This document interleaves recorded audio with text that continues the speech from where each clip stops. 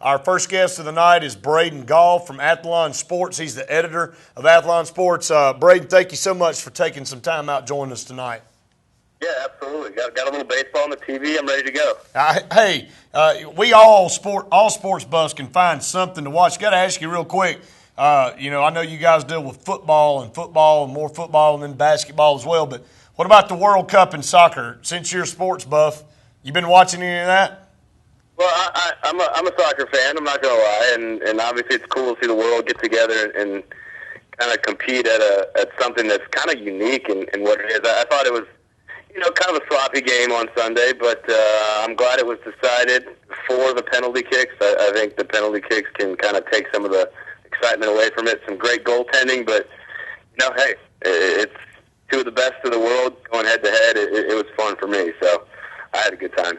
Yeah, it was, and all the critics of soccer out there, they ate this game up, and it fed right back into to their point. It's there's not many highlights in a 1-0 match, but there's so much for true soccer fans. They can see the effort and how many great stops there were from the goalie, and it's almost like watching a defensive battle on the football field. There may not be a lot of points scored, but you can appreciate a 10-7 victory if you come out on the winning end of it and you feel like you've done something. But Braden, we'll want to lead into football and talk about you guys' top 25. Obviously, you have the Crimson Tide at number one, the defending national champions out there.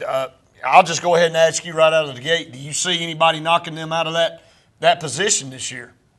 Well, it's first and foremost, 2010 is, we do not feel, and this was kind of unanimous across the whole office, and we're like a 9 or 8 or 10-man group that gets together in a room.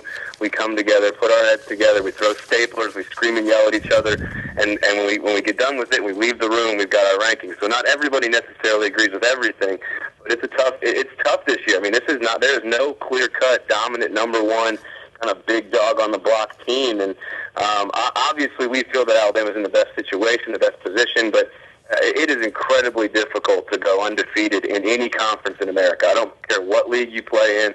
I don't care if you're Southern Miss and you're in the Conference USA. It is incredibly difficult to go undefeated, and it just is. It's just the nature of the modern era of college football. So what we do with our list is we like to look at it as a end of the season ranking. We're not an AP preseason kind of top 25. We're not any of that stuff. We're end of the year. This is the way we think it's going to end up. We think this team finishes 1, this team finishes 2, so on and so forth. So keep that in mind when you look at our magazine, when you're on the newsstand, and hopefully you're picking up our magazine. We'd love that, but we think actually Alabama has a chance to lose a game and end up in the national championship game as the 2 seed, so to speak, heading into that championship game. Ohio State, we actually think, has a better chance to go undefeated than almost anyone else in the nation, and we think they play. We think Alabama gets the win, hence number one in the nation.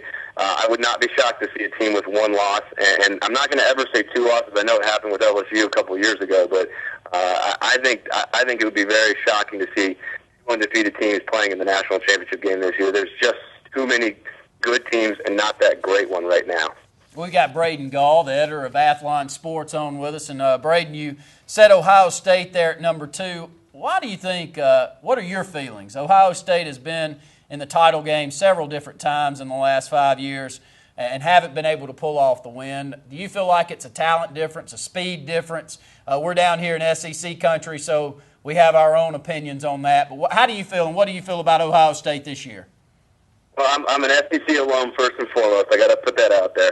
I am an SEC alum, but if you watch and in particular Ohio State, I mean, what happened in 2002 when they pulled a huge upset and won the national championship against all odds means nothing right now.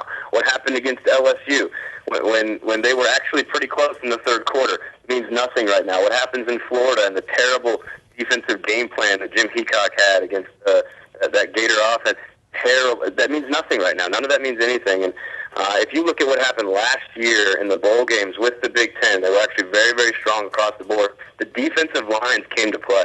I mean, Ohio State's defensive line went up against one of the best rushing offenses in America against Oregon and basically stymied them, just shut them down. Cameron Hayward was a beast last year. Wisconsin Badgers defensive line went up against the vaunted Southern Miami fast, speedy offense and shut them down, dominated the defensive line. Same thing with the Iowa Hawkeyes. When against Georgia Tech and the vaunted offense that Paul Johnson's put together down there at Georgia Tech and absolutely shut them down. It's about the defensive lines for me when I look at some of these teams in the Big Ten. Those three in particular, Wisconsin, Iowa, and Ohio State, all three have great defensive lines coming back. You don't have to tell Alabama fans what a great defensive line means. Last year, you guys one of the best defensive lines in the entire country, absolutely dominant at the point of attack. And if you've got that, and you can just just ask the Patriots. Just ask the Patriots what a great defensive line can do to the best offense in NFL history. Giants won the Super Bowl because of their defensive line, and a great defensive line can have that effect. And I don't think the talent difference is, when you talk USC, Texas, Alabama, Florida, Penn State, Ohio, the talent difference is almost negligible. You're talking about the best high school players in the country going to all these schools. Is one team maybe a little better than the other? Maybe.